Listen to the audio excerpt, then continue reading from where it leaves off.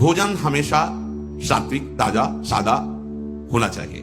जो जैसे रोटी और ये सब मठरी आदि जैसे 1-2 दिन, मीठा आदि 1-2 दिन, लेकिन जैसे रोटी आदि ये शाम की बनी सुबह नहीं पाई जा सकती, क्योंकि उससे फिर बुद्धि में प्रमाद और तमोगुण बढ़ने की चेष्टा। बासी अन्न नहीं। अच्छा, भिक्षावृत्ति में ये बड़ी सामर्थ्य है कि हमारी झोली में मांगने पर जो आया वो ब्रह्म स्वरूप है, उसका कोई इन सतोगुण, रजोगुण, तमोगुण से कोई उसका प्रभाव नहीं। ये भिक्षान्न में बहुत बड़ी सामर्थ्य है। राधे श्याम बोला कोई 5 दिन की सूखी रोटी दे दे, वो हमारे लिए अमृतमय, वो नहीं होगा कि ये तो बासी है, क्या तमोगुण पैदा करेगी कि नहीं, वो महाप्रसाद स्वरूप हो जाती है। लेकिन अगर सुविधा है तो ताजा अन्न, बहुत गर्मा गर्म नहीं, सात्विक अन्न और कम से बहुत लाभ होता है। आपकी सारी जीवनी शक्ति आंतों में पचाने में लग जाती है। अच्छा, एक बार पच नहीं पाया, दोबारा फिर उतना ही जान लिया तो वजन क्या करोगे? थोड़ा जो जीवनी शक्ति है उसको आप ईश्वर के ध्यान में, चिंतन में लगाने, जिस दिन आप व्रत रहते हैं, जो एकादशी, तो आप देखो उस दिन ज्यादा भजन होगा, अल्पाहार। अगर आप अन्न को उतना ही सीमित पाए जो आपके भजन में विक्षेप न डाले, ये ठूस ठूस के यहां तक भले कि वो तुम शरीर हो क्या, तुम्हारा विषय है क्या? अरे समझो, बेकार को इस थैले को मोटा करते चले जा रहे हो। ये थैला है। उठने में परेशानी, चलने में परेशानी, बड़ी समस्या दिनचर्या करने में। अब इतना बड़ा पेट हो गया तो दिनचर्या कैसे करें? कैसी दिनचर्या होगी? काहे को इतना खा रहे हो? बोले वो घटाने की दवा ले रहे, किसी दवा की जरूरत नहीं है। सीधे मूंग की दाल उबालो, 2 रोटी शुरू करो। 1 महीने में अगर तुम्हारी चर्बी न कम हो जाए, तुम्हें पता ना, रोज सुबह टहलो, थोड़ा व्यायाम करो। अगर जानकारी हो तो जो योगी जन आपको प्राणायाम की पद्धतियां बताए, और सात्विक भोजन, अपने आप ठीक हो जाओगे।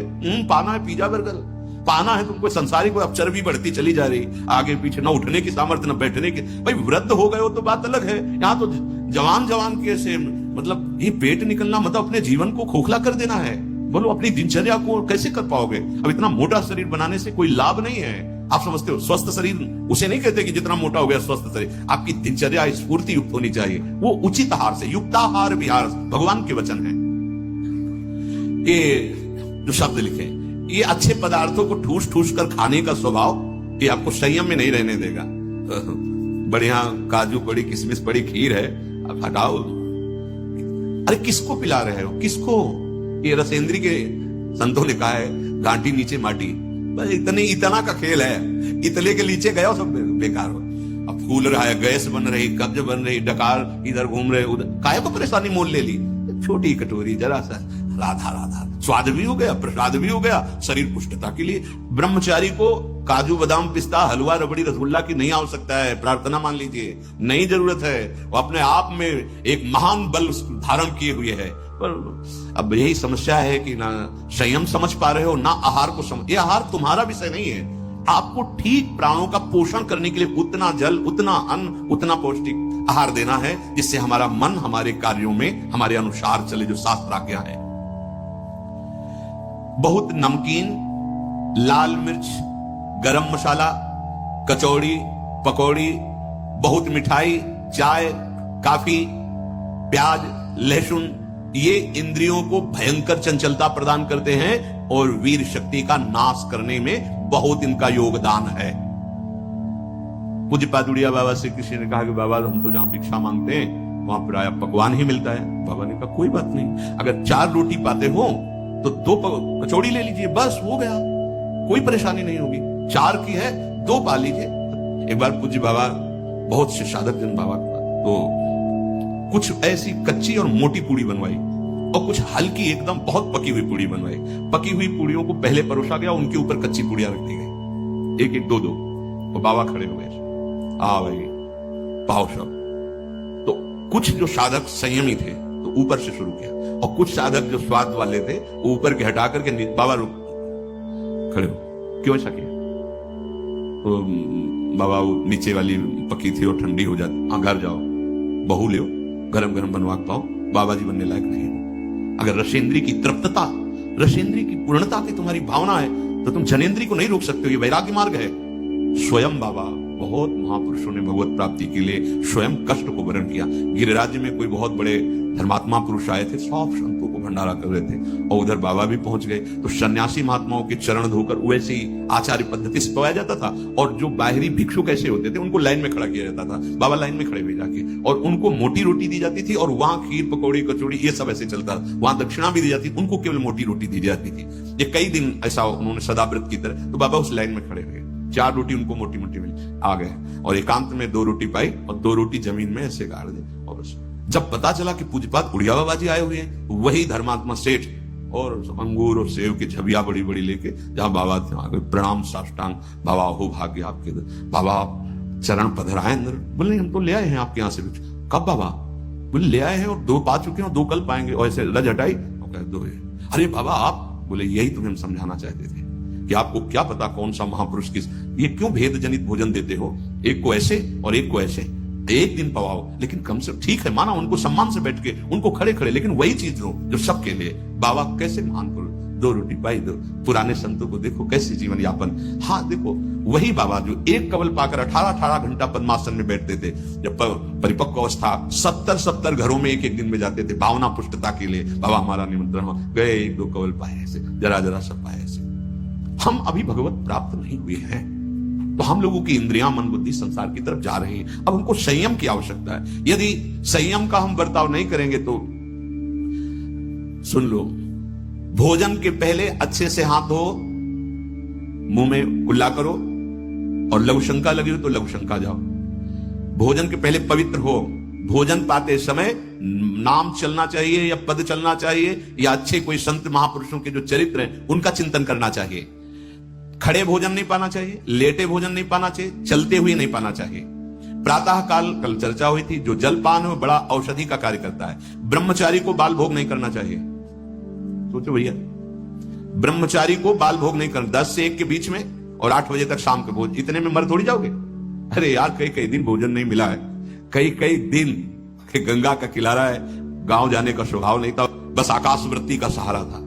ये अगर आप बाल भोग नहीं करोगे तो आप क्या परेशानी हो जाएगी। 10-11 वो तो मिलेगा ही आपको। हमारे तो जीवन में था कि पता नहीं कब मिलेगा, कहां मिलेगा, कोई भरोसा नहीं।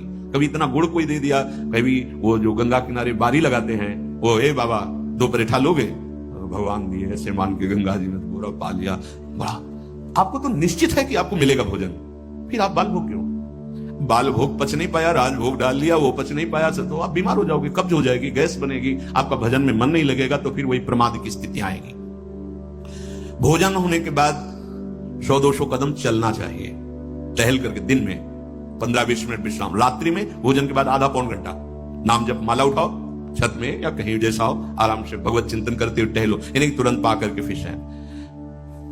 कल बताया था उपासक को 3 लीटर पानी पीना ही चाहिए। उससे पेशाब के द्वारा बहुत सी जो शरीर को कष्ट देने वाली वो पित्त आदि सब तैयार वो निकल जाते हैं।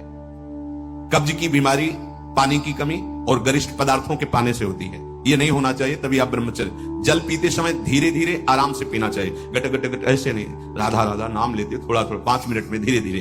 प्यास की पानी से ही बुझाएं प्यास को, सोडा वाटर, लेमन या ठंडे पेय पदार्थ जो शीशियों में आते हैं, हाँ ये ब्रह्मचर्य, संयमी, भगवत मार्ग, ये सब चीजें ले भाई।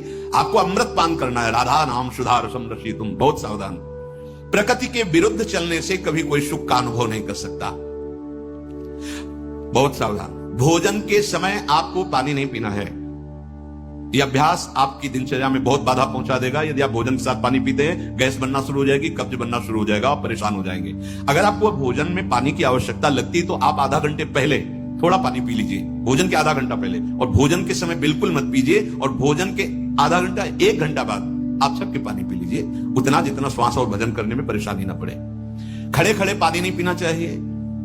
रात्रि में सोने के समय गर्म दूध नहीं पीना चाहिए कि आप गरम गरम दूध पी रहे, नहीं, उसको एकदम शांत कर लीजिए दूध को, जब धुआं न रह जाए। अगर दूध भी पीना है तो पीने के बाद 20-30 मिनट टहलना चाहिए, नहीं कि दूध पी के आप सो गए, संयम में नहीं रह पाओगे।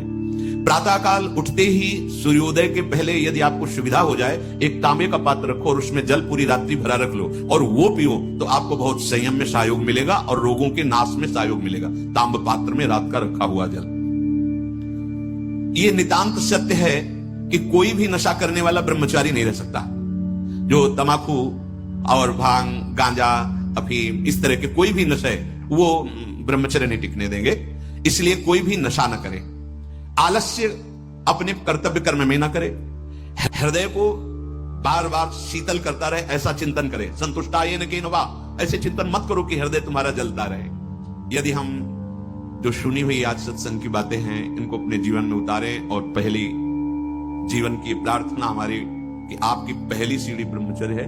यदि आप ये हस्त क्रिया या किसी भी तरह से गंदी आदतें पूर्व संस्कारवश कुसंगवश है तो आप छोड़ दीजिए, हिम्मत कीजिए, एक बार जलिए, एक बार नियम लीजिए, मैं ऐसा नहीं करूं। खान पान कीजिए और सोने का एक निश्चित समय रखिए, और जिस समय आप ऐसी हरकतों को करते हैं वो समय आप माला लेकर बैठिए।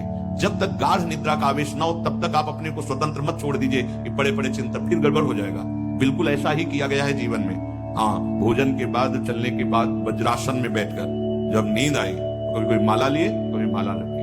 वो गुरु कृपा से जब ऐसी भावना बन जाती, निरंतर मंत्र नाम जब चल रहा है वो बात अलग है। पर आपको अपनी दिनचर्या, अब आप सोने जा रहे हैं और आराम से दरवाजा बंद किए और लेट गए, वो मोबाइल हाथ में, सर्वनाश की स्थिति आप में आ ही जाएगी। क्योंकि एकांत में मन बहुत बलवान होकर इंद्रियों के साथ भोगों का चिंतन करता है। ये बिल्कुल सावधानी रख लीजिए।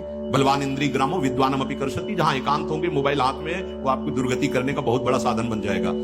पहला काम, कमरे में जब जाओ स्विच ऑफ कर दो, बिल्कुल जैसा कहे। माला उठाओ या कोई महापुरुष का चरित्र उस समय पढ़ो,